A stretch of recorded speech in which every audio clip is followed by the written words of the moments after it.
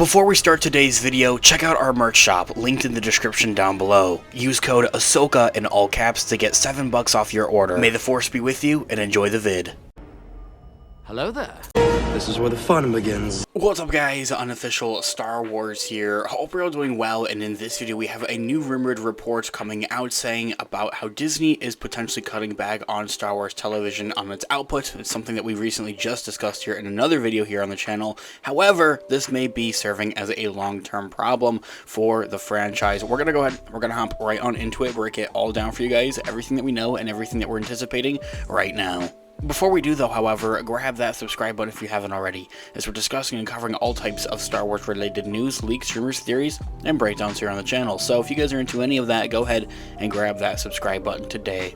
Okay, so in this video, we are going to be taking a quick read from dorksideoftheforce.com as an overall garnering source. I'll have their article linked in the description down below for you guys to check out there as well. Disney is reportedly cutting back on Star Wars television's output, and that could serve as a long-time problem. How this decision might carve a less of an imagination future as well for the franchise as a whole. And as I had also just mentioned in our prologue there from the get-go, a rumored report that had came out just a couple of days ago actually that we had discussed and covered here on the channel was saying and going around saying that Disney and Lucasfilm are reportedly reducing their output of live action Star Wars shows on Disney Plus to one per year, and that would be starting next year in 2025. And we're already seeing the likes of that because the only live action Star Wars show that is prepped and ready to release next year is Andor Season 2. The rest would presumably of course still have, animated projects like Star Wars Visions Volume 3, probably more episodes of Jedi Young Adventures, and hopefully, fingers crossed, something with Tales of the Jedi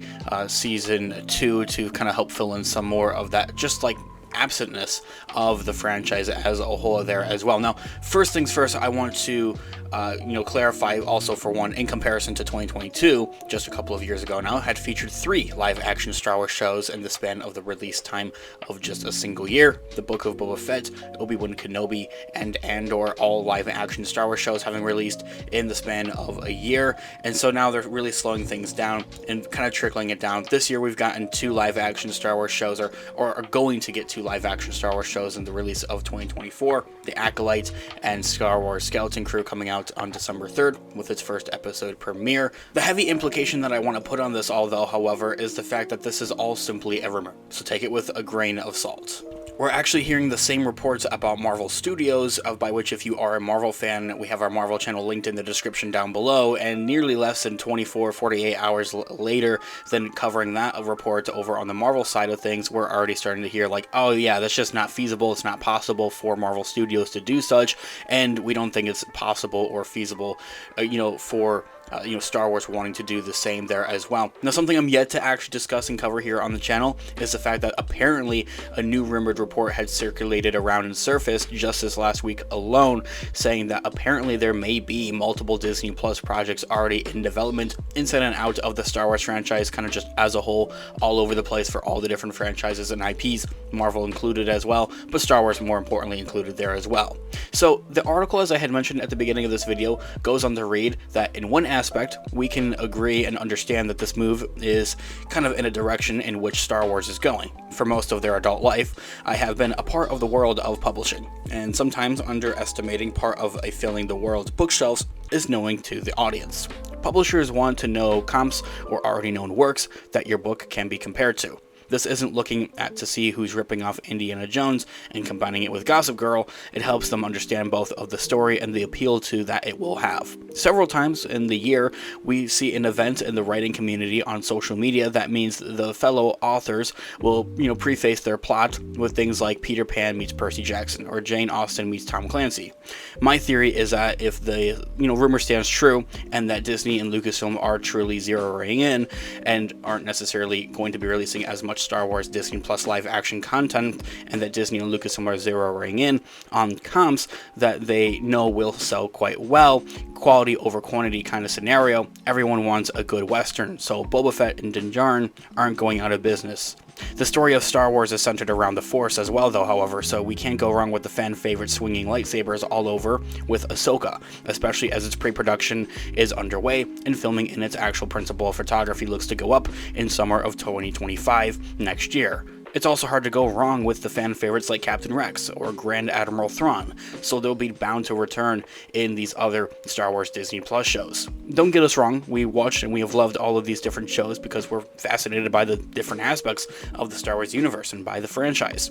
Bring on the Tusken Raider sociology and the New Republic era Imperial re-education efforts as well. But Star Wars as a visual media isn't branching out of the way many of us hoped, and this rumored reduction in output could be a sign that they will be taking fewer risks, if for anything. Here's where the problem comes in though, however, as I've mentioned from the get-go at the beginning of this video here, is the fact of that they're putting out less Star Wars content and TV content, live action especially, can, if for anything, serve as a risk, if for anything, for the franchise. This year, we've already seen the effect of the hate campaigns on public perception of the Acolyte, which bent genres and the subverted expectations. While we got to see Master Yoda for 5 seconds and Ki-Adi-Mundi made a hotly debated appearance, the rest of the story ventured into the unknown. It was something fresh, something new, and something that we've just haven't ever seen before within a franchise that's nearly 50 plus years old. The cast and crew also took quite a flake for it in a lot of that backlash. We remember watching Back to the Clone Wars in theaters because I had never thought of what it would be like to see Anakin Skywalker with an apprentice, or animated. Rogue One drew me in because we knew that the Legends versions of how the Rebels got the Death Star plans, but we wanted to see a deep dive into the cast of the characters whose fate was almost certainly catastrophic. Star Wars at its most fundamental and most effective is a venture of where we grow beyond that, and we know. It's why we can relate to Rey admiring jungles that are entirely foreign to us, scavenger from a desert world. The point being is that every installment of a movie or a given television series has made us think about their place in the world in a different way, and adds on to more of an explanation throughout the different, stories that are told within the franchise. If Disney only releases one live-action Star Wars venture per year, we hope that it will honor this larger world that it's been our privilege to walk through. But for now, we have to remind ourselves that it's way too early to decide if we'll be happy ending that or not. Let alone with the fact of that it is simply just a rumor, and honestly, it's kind of difficult to believe. Let me know what all of you guys think in the comments down below. I would love to hear what you guys are all thinking. Thanks so much for watching today's video. Of course, this has been Unofficial Star Wars. I'll catch you guys in the next one. Have a great one. May the Force be with you as always. Peace out.